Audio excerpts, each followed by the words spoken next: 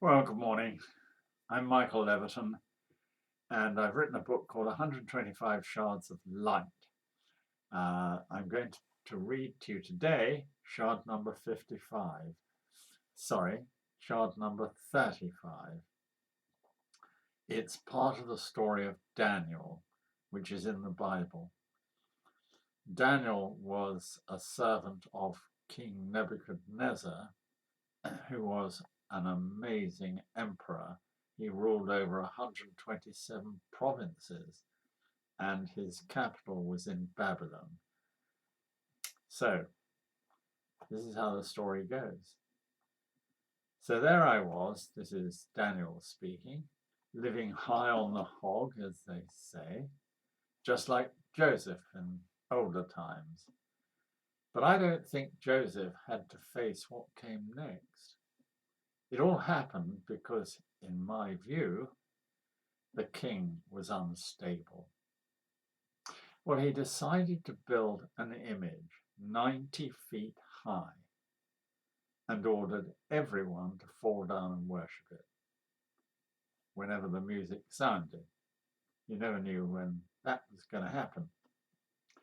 If you didn't comply, though, you would be thrown into a blazing furnace.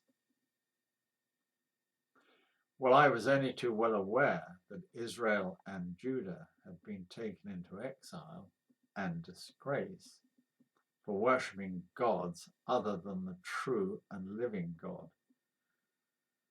Well, so there was no way I was going to compound the offence by worshipping a lump of gold that God gave us in the first place, even if it meant the loss of my life. So I refused, and so did my 3 Jewish companions. Now, all these astrologers whose noses I had put out of joint when God gave me the interpretation of the king's dream were only too quick to denounce us. However, they knew that the king valued my services too highly to throw me into the fire, so they denounced only my 3 companions. The king, furious with rage, summoned them and gave them one more chance to worship his statue, which they turned down. He then summoned the strongest soldiers in his army and had them build up the furnace to such a heat that when the 3 got thrown into the flames, the guards perished in the flames as well. Well, the king was watching to see what would happen. To his utter astonishment, he could see 4 men walking around in the fire, one of whom he described as looking like the son of the gods. So he calls them all out, and 3 emerge, no sign of the 4th. Everyone crowds round to examine them, but there's absolutely no trace of any scorching or singeing or smell of fire. Well, the king is mightily impressed and issues a decree that no one is to say anything against the God of the 3.